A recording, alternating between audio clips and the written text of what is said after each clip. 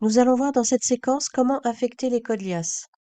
Je vais d'abord commencer par vous expliquer en quoi ils consistent. Nous avons vu précédemment comment intégrer une balance, mais cette balance sera inopérante tant que les codes liasses n'auront pas été affectés à chacun des comptes. Vous voyez ici que mon bilan est à 0.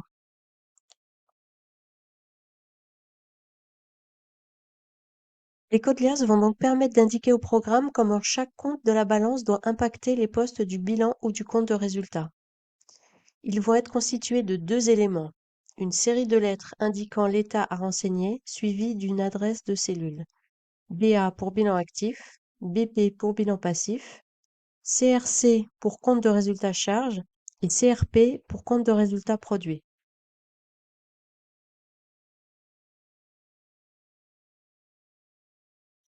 Par exemple, pour que le compte 215 de ma balance matériel et outillage vienne impacter cette cellule à l'actif de mon bilan, je vais lui affecter le code BA comme bilan actif et l'adresse de cellule D17. Vous disposez de ces 4 onglets permettant de visualiser tous les codes liasses disponibles. Les codes BA pour le bilan actif, les codes BP pour le bilan passif, les codes CRC pour le compte de résultat charge et les codes CRP pour le compte de résultat produit. Voyons maintenant comment les codes liasses vont être pour la plupart affectés automatiquement au compte de ma balance. Le programme est livré avec l'intégralité du plan de compte de l'instruction comptable. Comme vous le voyez, nous avons associé à chaque compte un code liasse. Je vais maintenant retourner sur ma balance et en cliquant sur le bouton Affectation code liasse,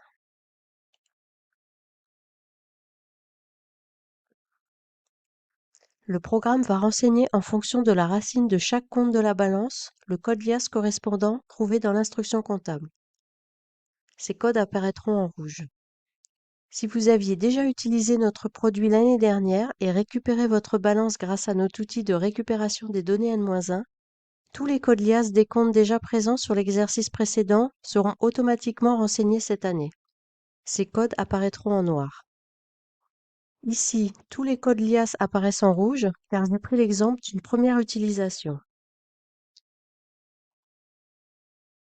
Nous pouvons voir qu'il reste quelques comptes pour lesquels les codes liasses n'ont pas été renseignés. Nous allons regarder pourquoi et comment remplir les codes liasses manquants. Je vois que le premier code liasse manquant est celui du compte 487. Je vais donc aller voir dans l'instruction comptable et je constate que ce compte est subdivisé. La racine de compte doit être 4871, 4872 ou 4878. Je vais donc aller sur mes codes BP. Et effectivement, mon compte 487 doit figurer en ligne 95 ou 96, colonne F. Je retourne dans ma balance et je vais lui affecter le code BPF 95.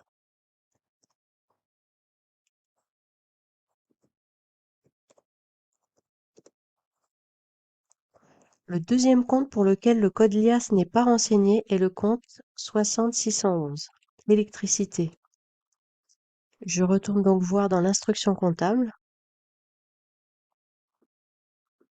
et en regardant les comptes 60611, je vois que ce compte doit être affecté à la ligne 26. Selon qu'il est récupérable ou non récupérable, il viendra en colonne C ou D. L'instruction comptable prévoit une subdivision 1 pour le non récupérable et 2 pour le récupérable. Si le compte avait été 60 61 11 ou 60 61 12, le code liasse aurait été automatiquement renseigné par le programme. Dans mon exemple, je vais considérer qu'il s'agit de dépenses d'électricité récupérables. Je retourne donc dans ma balance et vais lui affecter le code CRC C26.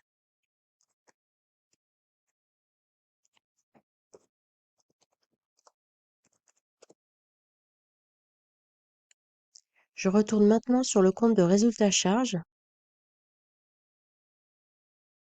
Et effectivement, les comptes de charges récupérables doivent apparaître en colonne C et les charges non récupérables en colonne D. Je vais maintenant revenir sur ma balance.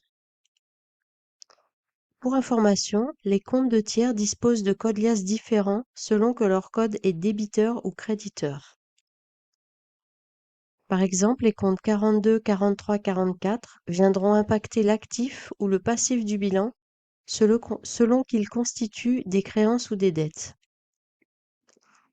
Ici, on voit que pour ce compte, si le solde est débiteur, il viendra s'inscrire à l'actif du bilan grâce au code liasse commençant par BA, et s'il est créditeur, au passif du bilan grâce au code liasse commençant par BP.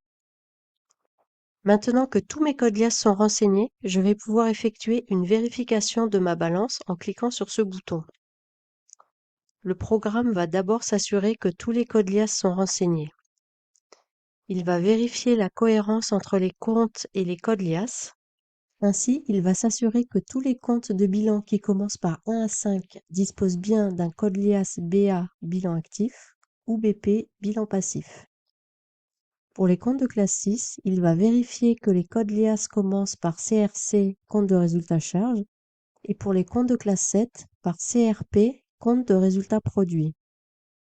Enfin, il va contrôler l'utilisation uniquement de codes liasses valides. Je vais volontairement créer 2 erreurs en supprimant un code liasse dans la balance et en affectant un code liasse qui n'existe pas.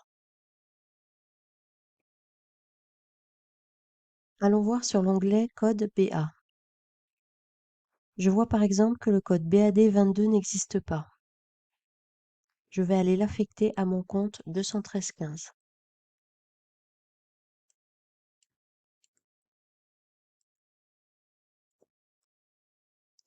Je clique maintenant sur Vérification de balance.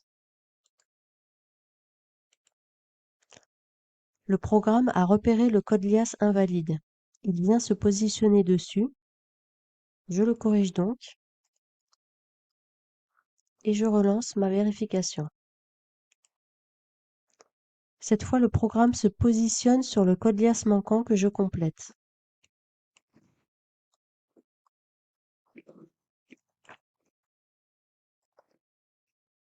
Je relance la vérification et cette fois, il m'indique que ma balance a été contrôlée et ne comporte plus d'erreur. À ce stade, il est important de mémoriser ces codes liasses en cliquant sur ce bouton. Si par la suite vous étiez amené à importer une nouvelle balance, ces codes liasses précédemment mémorisés seront ramenés lorsqu'à nouveau vous cliquerez sur le bouton Affectation code liasse. Ils apparaîtront alors en noir. Pensez bien à mémoriser votre balance à chaque fois que vous y apportez une modification sur les codes liasses.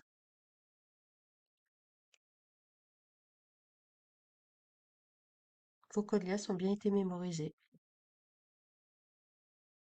Je vais maintenant aller voir mon bilan et compte de résultat.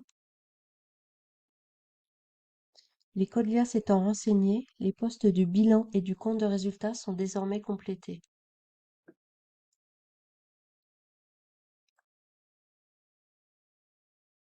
Si je souhaite connaître le détail des comptes de la balance qui constituent un poste, il suffit d'effectuer la combinaison des touches CTRL plus D comme détail. Par exemple, je peux connaître les comptes 215 et 218 qui constituent ce montant de 53 371,68 € qui figure en cellule D26 de l'actif du bilan. Donc je fais mon CTRL D.